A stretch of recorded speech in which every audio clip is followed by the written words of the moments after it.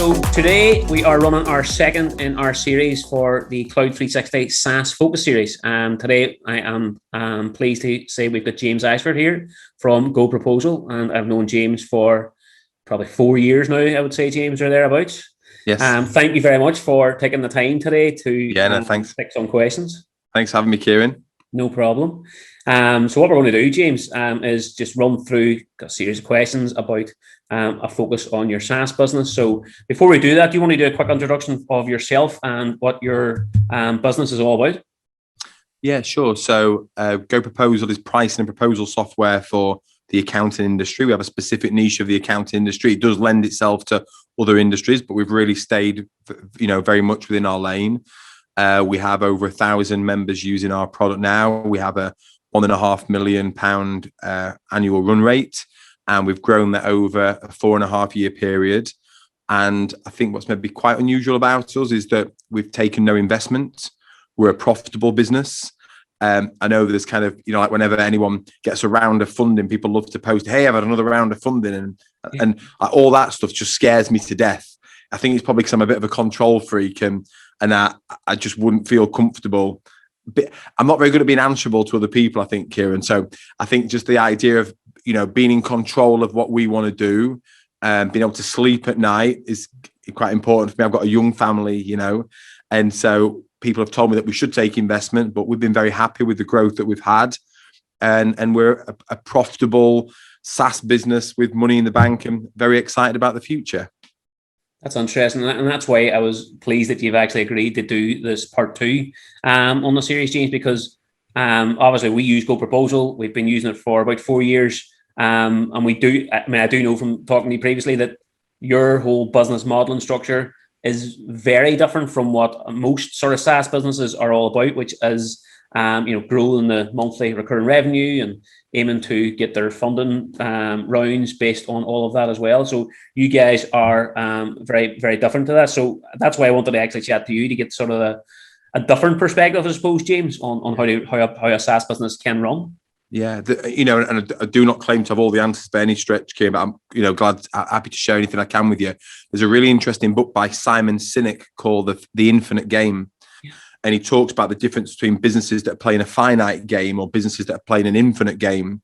And, the moment you take investment in your SaaS business, to my mind, you are playing a finite game in that you now have to sell because you have some investors that want that return.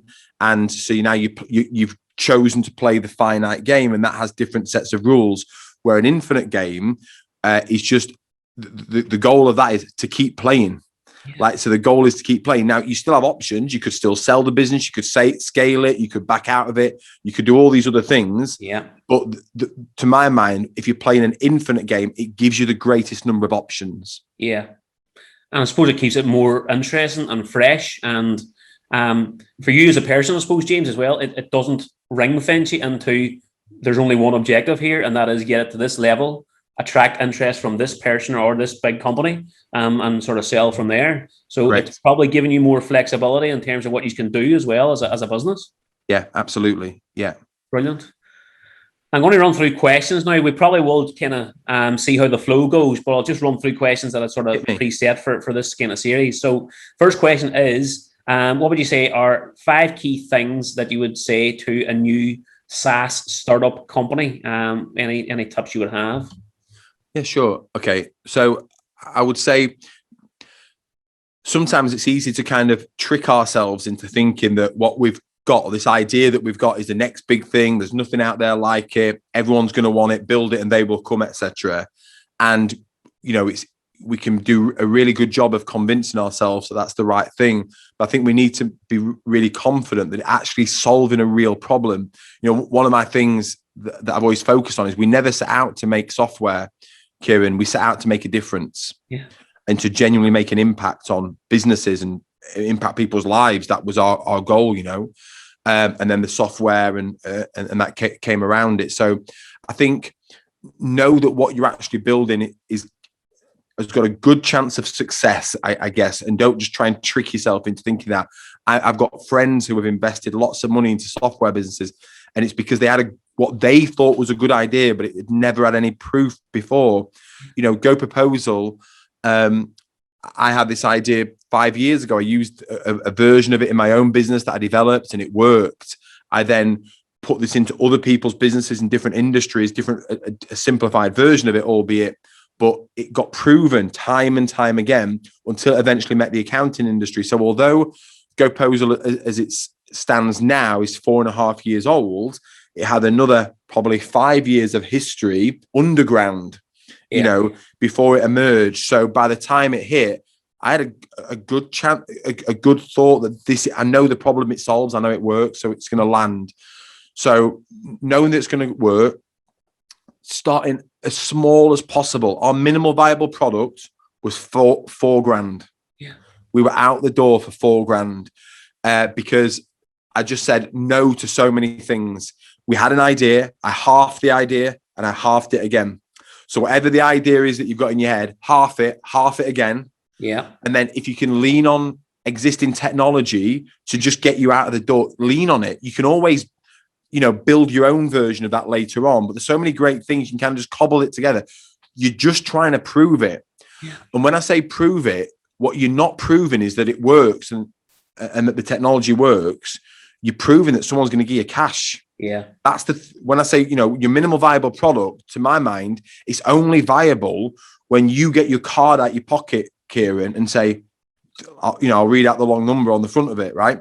It's not viable before that. Just because it works and it looks great and your mum likes it or whatever, doesn't mean, can I swear? Yeah. Yeah, it doesn't mean shit, right? I'll build up my swearing throughout this. So that to my mind is where you've got to get it to. And what else?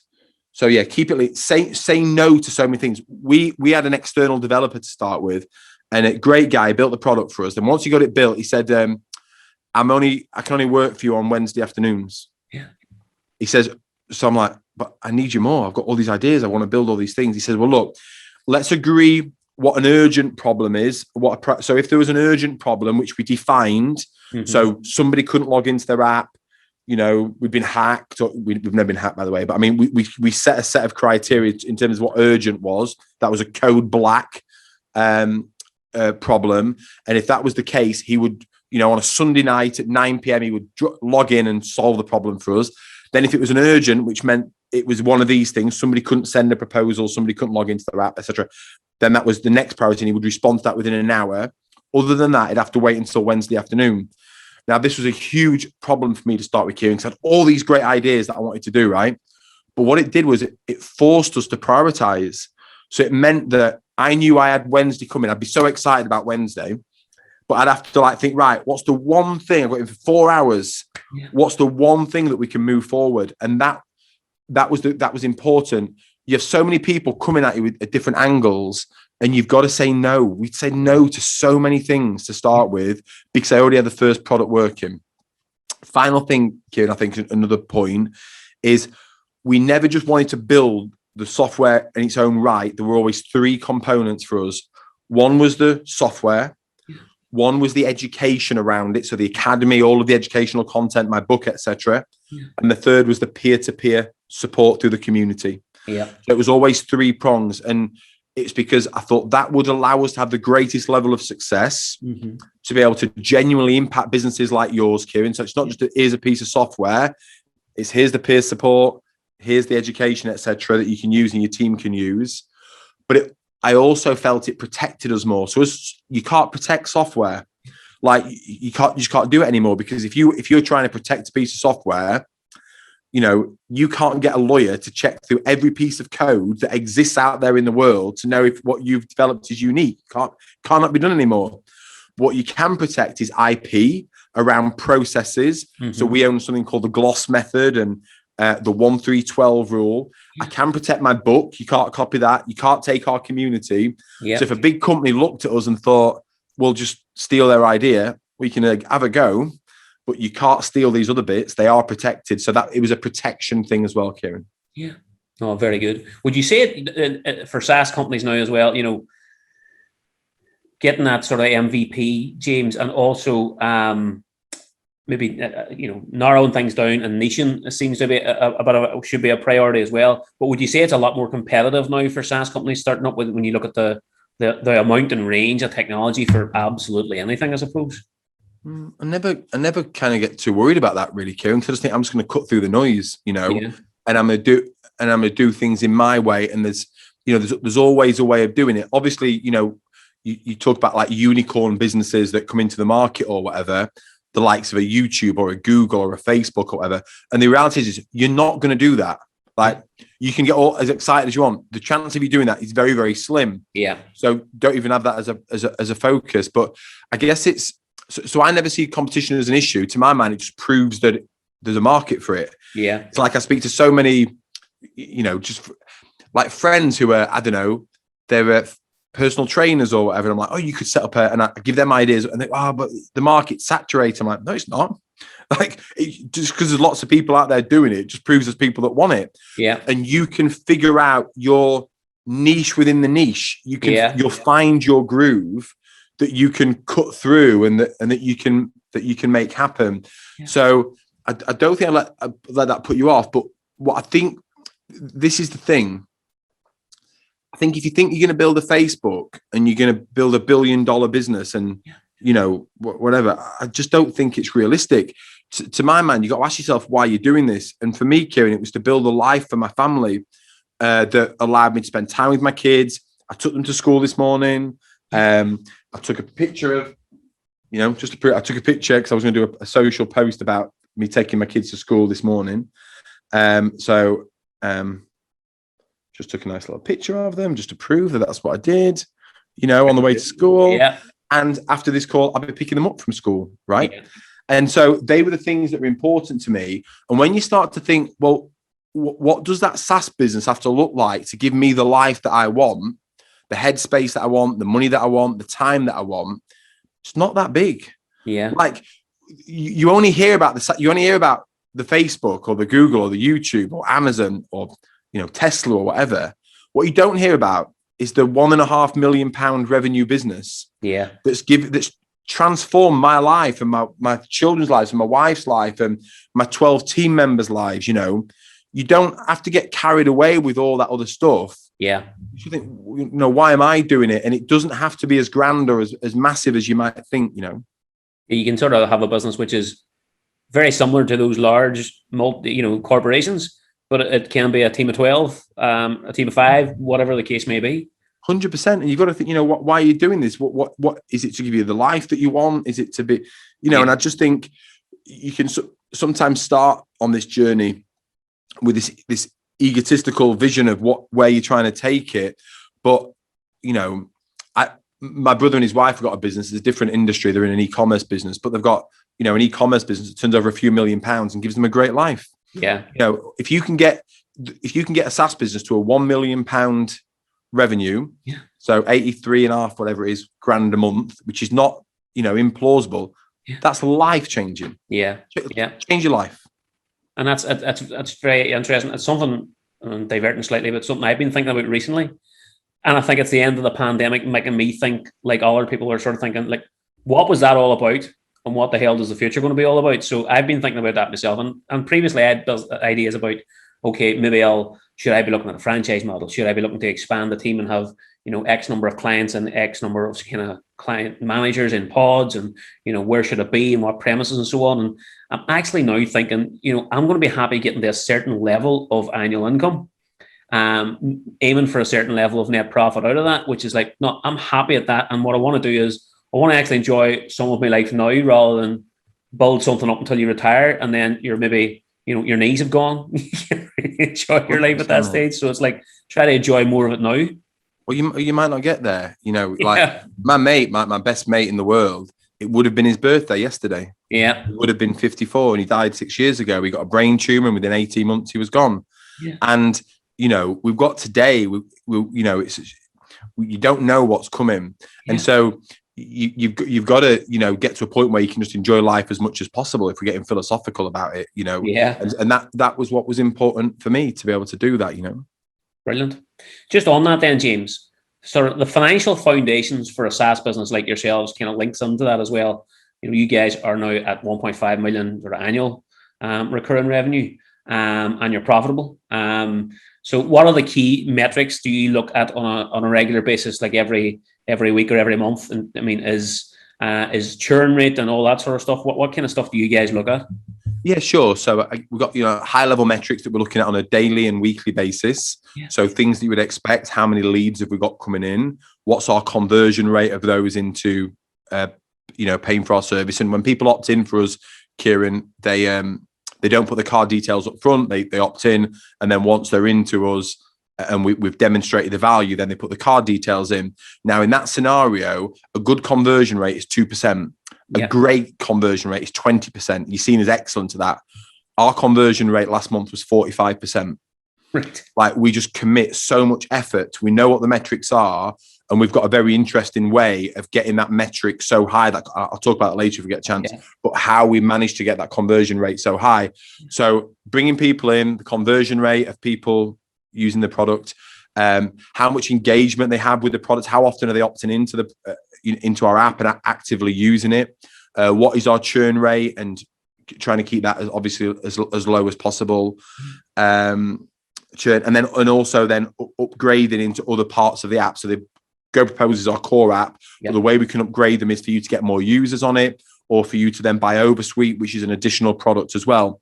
Now, out of all those things, so if we break them down into 3 sections, Kieran, so bringing people in through the front door, retaining those, keeping those people, and then upselling them. When you speak to SaaS businesses, nearly always their priority is getting people through the front door. It's never been our priority. Number 1 priority is retention, use of the product, adoption of the product, impact of the product, changing your life. That's always our focus. Number 1 focus. Okay. Number 2 focus is selling you more. So giving you more value, you're getting you to have more users, getting you to add Oversuite, and the genuine value in those upsells. They're not shitty upsells. They will change your life as well. So proving the model. Let's give you something extra here now. 3rd priority, getting more people in the door. And if that isn't your order of priority, retention, upsells, new people in, you'll be forever chasing people, having to invest in sales teams, get more investments, get them in, and you're leaking them out of the back end. Are you with me? There's money walking out that back door. 100%. So we have all of there are key metrics that we measure, and the entire team have visibility over those. We have a dashboard that shows us all those. Everyone knows where they are. Different members of the team own different ones of those. But then we have so many metrics that sit behind those. So with churn, one thing we've got very strong processes in the business. And when someone would cancel, we try and prevent them from canceling, right? One thing I realized was a few years ago, I was doing CrossFit, and I decided I'd had enough, so I was going to cancel. But I didn't just cancel then. I spent a few months, whilst I still had my membership, exploring what else I was going to do. So I looked at online things, different personal trainers, all these different solutions. So by the time I hit the button to say I'm canceling my membership, I'd already found the solution, right? So you now can't keep me because I'm committed to my new path. Now, had you noticed I'd not been into the gym for the last 3 months hardly, or I'd scale back, you could have said, hey, James, do you want some extra personal training? You could have brought me in there. So what I learned from that was we can't focus on cancellations. What are the clues that people are going to cancel? So if they've not logged into their app for 30 days, that's a big key for us. So I don't need you to say you're canceling. If you don't log into your app for 30 days, that triggers a task in our team. I'm giving away all my secrets here, but it's cool. So it actually triggers, we use an outsourced call center called Moneypenny. So they take all inbound calls and they'll do outbound calls for us. They're brilliant. Okay. So if you don't log into your app, don't test this theory, by the way, but if you don't log into your app for 30 days, it would trigger a call from Moneypenny. They would ring you up and say, hey, Kieran, ringing from GoProposal, just ring and see if everything's okay. I've seen you not been in your app. Is there anything we can help you with? Try and diagnose what the issue is. And then what they will do is then tee up, is it to send you some educational content? Do they need to book you on a surgery session with a team member? So they'll likely book a 15-minute surgery with Danielle or Jack or whoever. They'll then get on a call with you and diagnose what the problem is and try and help you. That has had such an impact on our churn because it's preemptive. We're looking for clues as to what's going to get you to there. So my high level metrics that I've said are how many people got in, what's our how many people we signed up this week, what's our conversion rate been, how many people have activated their app, what's our churn been, how many people have we lost, how many upsells have we had. That's what I want to know. That's only text I need to know once a week. The rest of the team, each team deals, the marketing team, the success team deals with their own metrics beneath that then feed into those key metrics. Would it be fair to say that your percentage of kind of sales marketing spend against turnover is probably lower than what you would get in most SaaS businesses? Because next to nothing. It's next to nothing, Kieran. Yeah. Okay. So when you've not got investment and you're a tight Yorkshire bastard like me, you don't want to spend any money. I'm like, why are we spending that money on this? Like, I'll question everything, especially in the early days. So this is quite a key thing. When I started this, one way that I realized that we could grow and create dominance and promotion was through myself and my personal brand. Yeah. So I developed a personal brand to develop this. Yeah. I, as you know, wrote my book. Yeah. Selling to Serve. So just helps people, but this is the ultimate sales document for GoProposal. Yeah. But it hardly mentions it now, the new, especially the new version. So it educates. Now, what this does, Kieran, if somebody comes to me and says, I've got a referral for you, someone who's interested in GoProposal, I don't sell them GoProposal. Sell them the book. Yeah. Brilliant. Let me send a copy of my book to them. Yeah. Or let me get my audio book, right? Because what that will do is it will educate them. So when they now sign up to GoProposal, they will be the dream client. They will convert. They will sign up for everything. They will stay with us forever because I've solved all the problems from in here. So the book is really useful, but it drives a lot of sales into the business. So we produce with, I've never checked this, but I would guess out of everyone in the accounting space, I'm talking about the big boys, Xero, QuickBooks, you say the lot, okay? We're the most prolific producers of content. We produce more videos, more posts than all of them, I promise you, because that was the way I could see that we grew. Before the pandemic hit, we did an event at QB Connect in San Jose. Brilliant event, okay? But I looked at the cost, it was 20 grand. I'm like, I'm not spending this. I'm not spending any more on events like this. I can get a full-time videographer for 24 grand that will produce video content, and we can have a 24/7 digital strategy that is dominating every single social platform. So let's get a videographer. So we got one in at that price, and I pulled all events from our marketing spend in the January, in the March COVID hit. Yeah. Okay.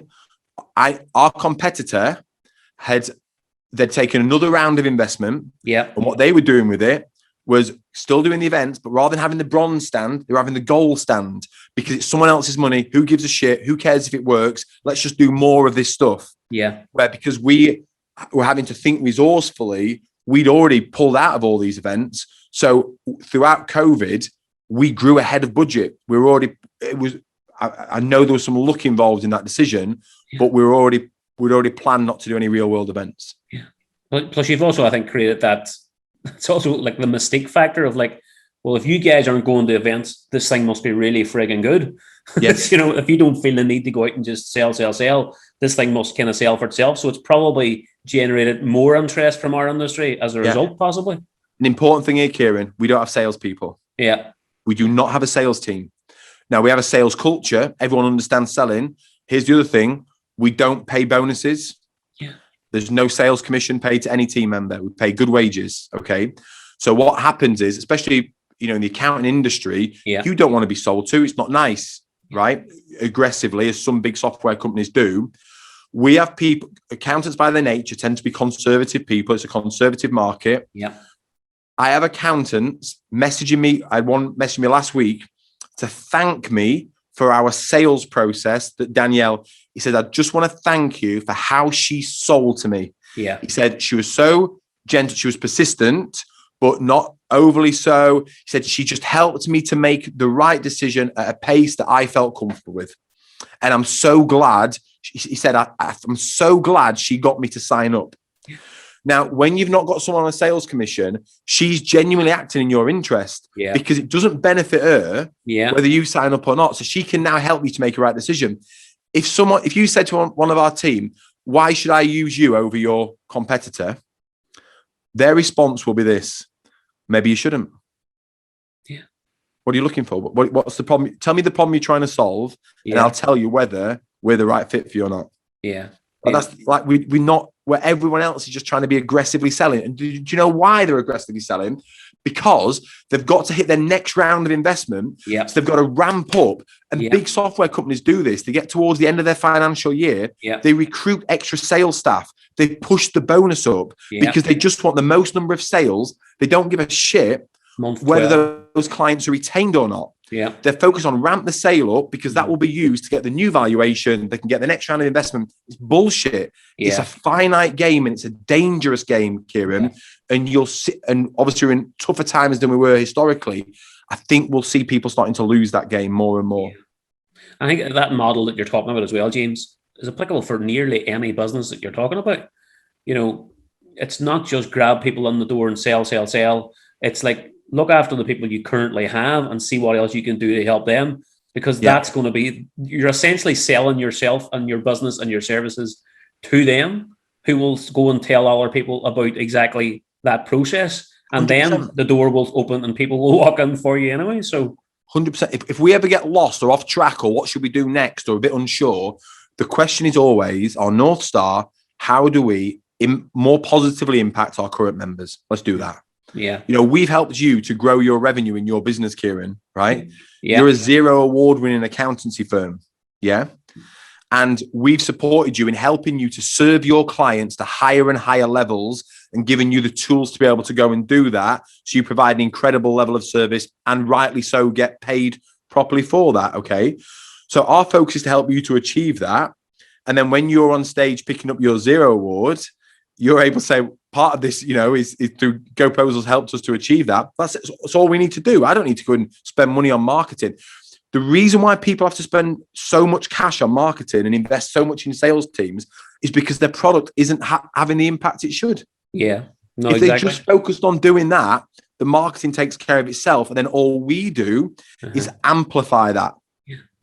Yeah. I mean, and that's exactly why I wanted to talk to you on this SaaS Focus Series, James, is all of that may sound completely foreign to a lot of SaaS businesses. And even at the startup stage, they may not be thinking along those lines at all because they're following what I would call the more traditional SaaS sort of approach. So it's refreshing to kind of hear all of that. And just to add to that as well, I mean, I remember we went to the Xero Awards just before COVID. And I think you and GoProposal were mentioned 2 or 3 times on stage that night. Yeah. By the award winners going up to collect their trophy and thanking you as part of that process. So totally. And that's right. And I was in the audience. I was in there, but the first few people didn't know I was there because it was, I think, Rachel Prideaux. She got up and she went, James is here, and like people had thanked us up until that point and credit us with helping them on that journey. And that is it. You know, I go back to my point. We never set out to make software. We set out to make a difference. Yeah. And if that's what you do, the marketing and the promotion and the adoption of the product will take care of itself. Back to just something that's just sprung to mind, Kieran. So I've had a business that's failed historically in the past. And, you know, I think that's one of the reasons that drove me to make sure that we are profitable and we do have money in the bank. One of my key financial things when I set the business up was I wanted 3 months of overheads in the bank. Yeah. So that was a priority to me. And then to build up to 6 months of overheads in the bank. So this whole concept of people having like a burning platform and having to burn through cash, and they've got to, you know, they burn $2 million a year or whatever, and they've got to get more investment to burn through it. I couldn't sleep. I would not be able to focus on my kids if I was playing with, like, couldn't cope with that, Kieran. I've got money in the bank, you know. So when COVID hit, we did scenario planning and thought, right, what's the worst case scenario? The first thing, because this is the thing. I don't care what business you're in, what industry you're in. Shit always happens in business. Problems will always come. That's the only thing I can guarantee on an entrepreneurial journey, is that challenges and problems will always come your way. And you have got to be bulletproof, stormproof as best you can when you get to that point. So I've always wanted to make sure we've got at least 3 months worth of cash in the bank, that we have our accounts reconciled on a weekly basis, so I understand exactly where we are. We have a budget and a forecast for the year ahead, that we have a set of management accounts to get produced every single month. So me I understand exactly where they are, but they get shared with the entire team. So the team know where they are. So they're accountable and responsible for ensuring we're hitting budget and profit as well. These have always been important. They're fundamental foundations of a successful, profitable business. And I think the moment you think, oh, we're a SaaS business, therefore we can break all these rules that have kept business in good stead for, hundreds of years, they still work now. Yeah, totally. And I actually got what you're talking about now, James, covers quite a lot of the questions that I had. One thing that I'm thinking about just as you're talking there is the people is a big part of the process. So GoProposal starts. How many have you got in your team now? 12. So talk about like when GoProposal first sort of came through 4.5 years ago, up to when you're employing 12 people now. Just talk about the whole process of the team building, how you've gone about that, the type of people, and I suppose it's going to be all based around core values and culture. So if you could talk a wee bit about how important that is for a SaaS business, and how you guys went about that. Sure. So when we started, it was just myself and one external developer. And that was it. And that was it for a long time, Kieran. So I was spinning lots of plates. And I was still being a business consultant and a business coach to bring in the cash as well. So I was just working every hour there possibly was to keep the money coming in before I went into this fully and was able to drop other things. Yeah. So that was how I started this. My background is I'm very systems focused, and I want as many things to be automated and systemized as I possibly can. Yeah. The key product that we use in our business for a lot of the automation is Infusionsoft, which is now called Keep. People think that that's a marketing product, but it isn't. It's actually a business automation product. That was what it was always designed to be. They just sell it as a marketing product.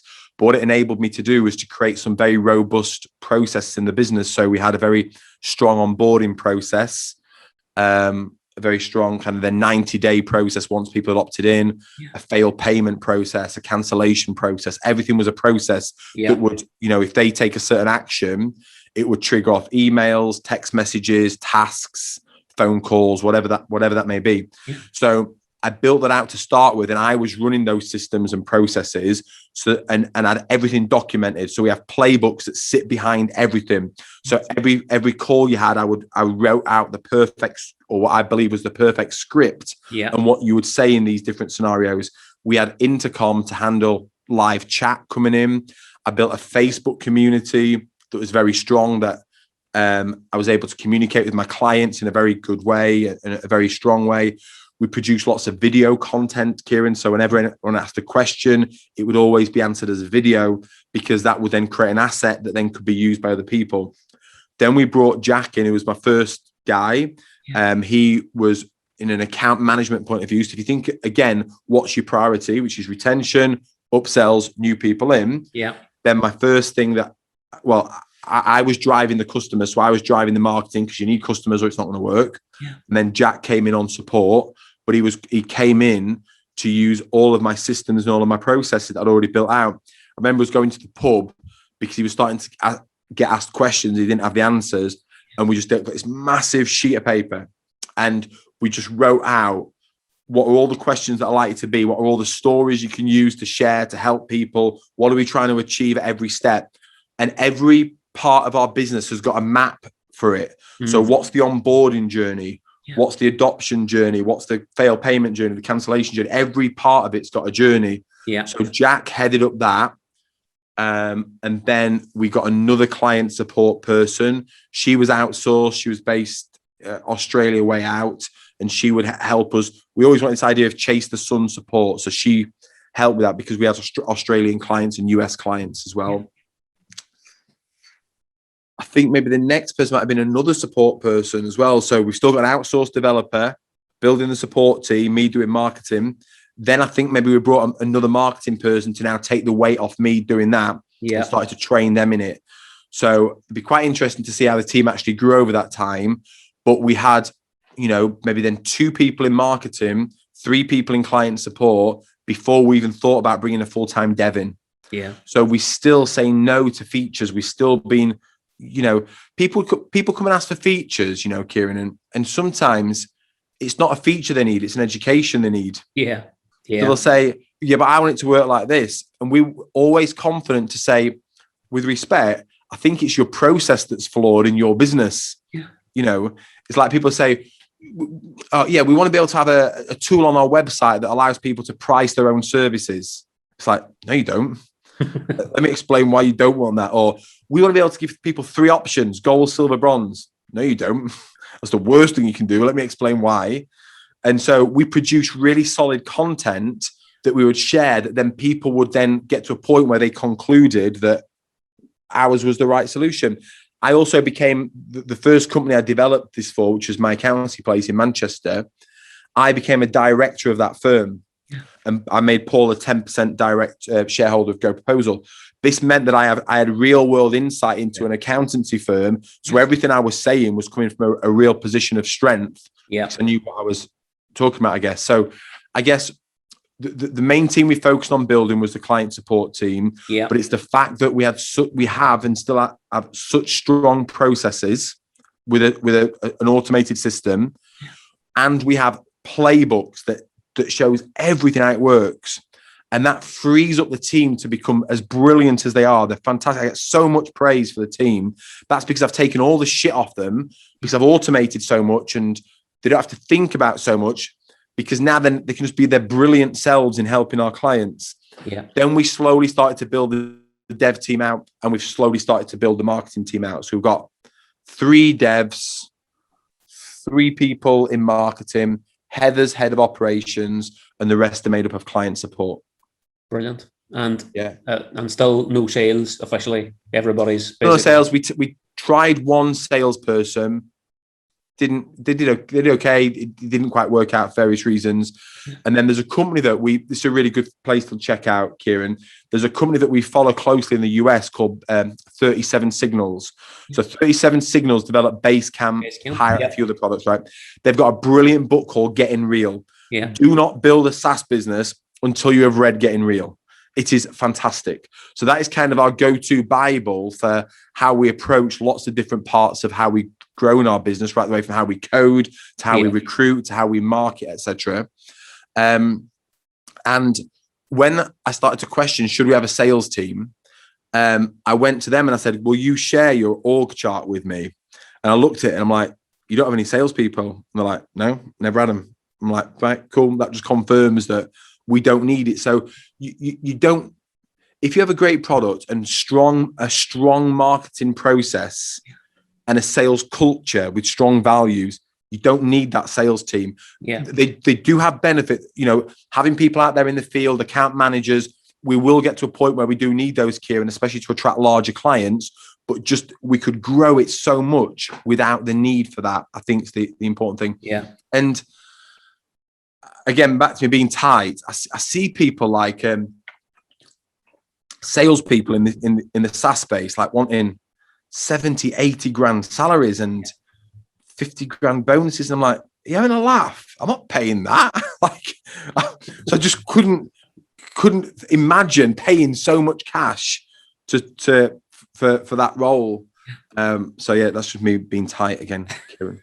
And I've met people in, events and stuff, big leaders of software companies, and say, oh, you've got to take investment. If you don't, your competition will steal your breakfast. You've got to build your sales team out. And I'm like, I don't think I do, actually. I'm quite happy with what we're doing. So you don't have to follow those other traditional models. You've got to do what's right for you. You know, and it's giving you what you want. I think it's interesting, because what we're seeing now, James, and hearing from you about you and GoProposal is it's all about building really, really solid foundations. So you were very focused on building all of the automation that you could for everything that you wanted GoProposal to be about, and that was all around the operational side of it, the marketing side of it, and that then allowed you to easily plug people into those systems to say you can easily run this now. So great foundations. Now, and me speaking personally about my experience at GoProposal, you have a brilliant team of people. They're they're young, they're fresh, they're enthusiastic. Is there any particular points though that you sort of knew it's time to hire? I mean, some people, I think SaaS startups and so on, they have a fear of hiring, possibly because it's possibly they're thinking about the 50 grand a year salesperson that kind of puts them off hiring anybody. But for you, obviously, getting people in for support was key. But was there a point that you decided now's the time to hire someone like Jack? Was it financially driven? Was it recurring customers driven? What was it that drove the decisions to recruit at different points in time? So I know we do this now. I can't remember when we started to do this, Kieran, but we have like a budget and a forecast in place for the year, and we know where we're trying to get to. So as we start to look at that financial model for the next 1, 2, 3 years, we can make some sensible decisions to think, well, if we're bringing this number of clients in, at that point, we'll need another support person, and we're going to need another developer, or we need a head of operations at this point, or whatever. And so we have our org chart. We always had our org chart mapped out in terms of of where we were, but of where the next phase of the organizational chart is, and we get the team involved in that. So what do we think we need next? Is it support? Is it sales? Is it marketing? Where do we think we need those people? And so, with we use the finances to govern that. And now, certainly where we are now, we know where all the hires are throughout the year, Kieran. Now, that's not to say that things don't deviate because something pops up and you realize there's an issue. But if we know that we need that next support person at this point here, then we know that the recruitment needs to start kind of 3 months prior to that, because it's going to take you a month, 2 months to find the person. Then they're going to need to give a month's notice. Well, a month to find the person, a month's notice, and then a month's training before they start to be useful. They're going to be a burden up until that time. So it has to start at least 3 months ahead of that. So you need as much data as possible to know when you'll do that. Now, early doors, you don't have that. You've just got fires that you're putting out. You're like, shit, we need a client support. Shit, people in America are complaining. We need someone there. And so you're just putting out fires and trying to slot people in. But I think it's hire slowly. I think it's okay in early days to just put pressure on work. The hours I worked were ridiculous. And so I would absorb the pressure early on, Kieran, to understand, right, well, I can no longer do this now. Yeah. So we need that US support person, or we need that, whatever that may be. We need that. Like, I'm producing marketing videos. I'm producing all these videos. I need someone to edit the videos. Then let's not recruit. Let's outsource. Yeah. So my first video editor was an outsourced video editor. Yeah. My first developer was an outsourced developer. Yeah. My second support person was an outsourced support person. You can outsource first, and then as that resource gets squeezed, then you can look to bring them in. Yeah. So hiring, building out a great team that will flourish is the hardest thing you'll do. Yeah. We've got very strong values in our core values, and we hire and fire by them, and we will fire by them. Yeah. So I'm not afraid of having that conversation with people. We've had people that have lasted a week with us. We've had people that have lasted a day with us. And we've had challenging conversations with our current team members at different points throughout their progression. And the ones that have stayed are the ones that have risen every single time and just become better and better. But, those values are there for a reason, and our team have helped to shape those values up.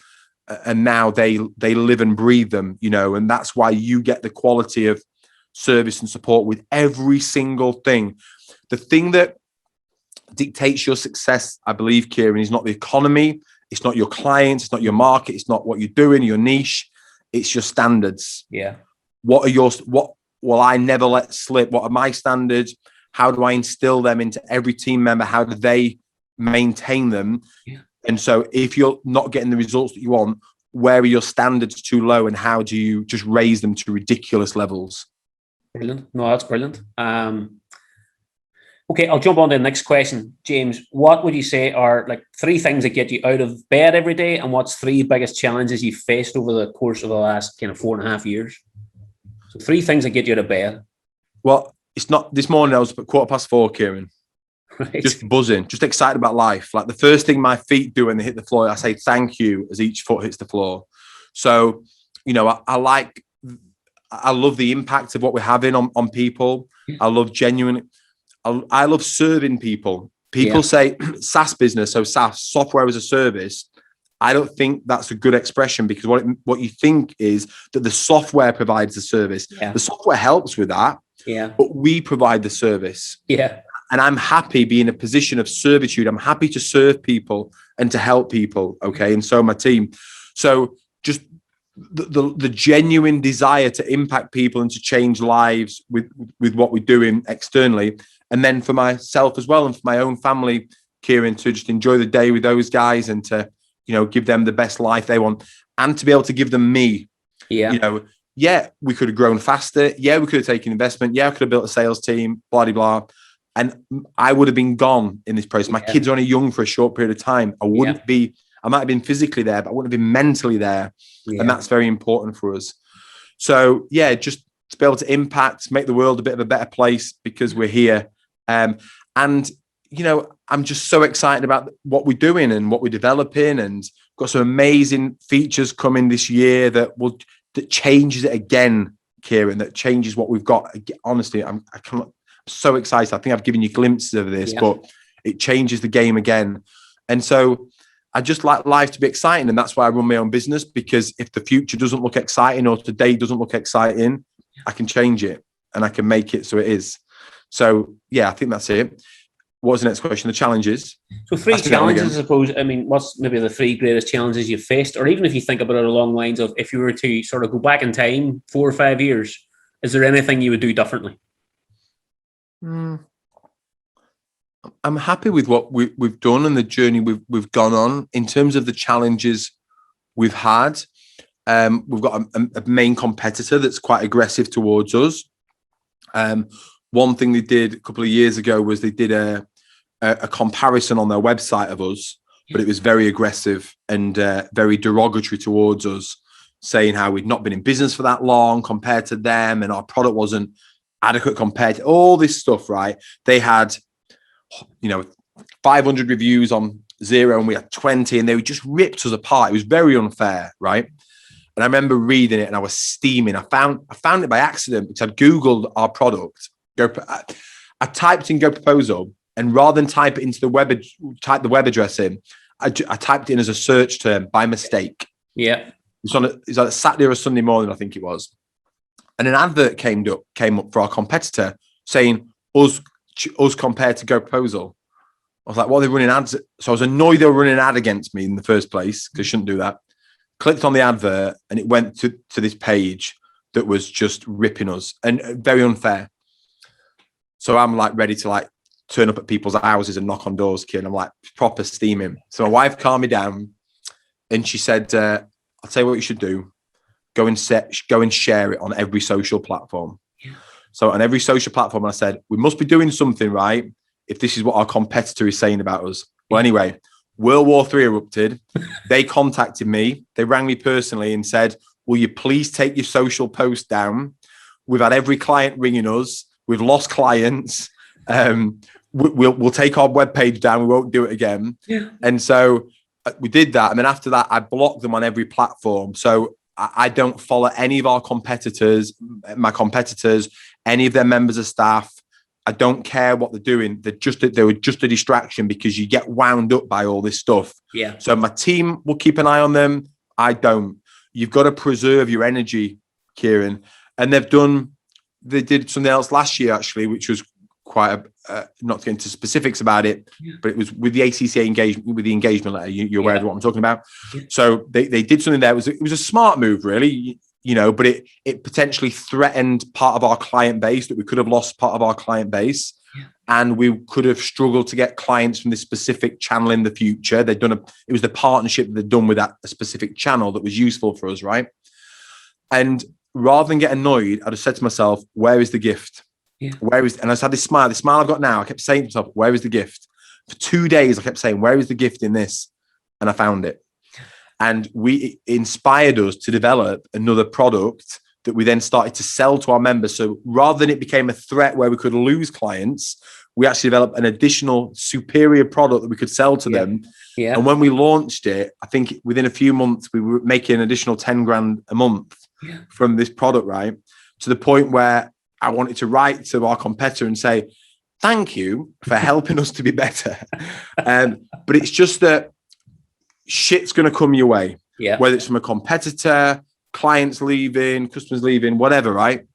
And, you're not in control of all of that, is my point. Yeah. But you always have a decision to make, which is, do I want to be bitter about this, or do I want to be better?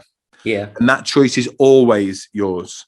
And so whatever happens, whether it's a competitive threat, whether you get hacked, whether, I don't know, whatever, there's a million things that could go wrong. A member of staff leaves, they get poached, whatever, right? It's just to ask that question, how can I use this to become better? And there's always an opportunity there. There's always a gift in there somewhere for growth. And if you keep thinking like that and trying to keep maintaining that positivity, if there is a gift, you will find it. And every single time we have used those to be able to grow, Kieran. Another one that we had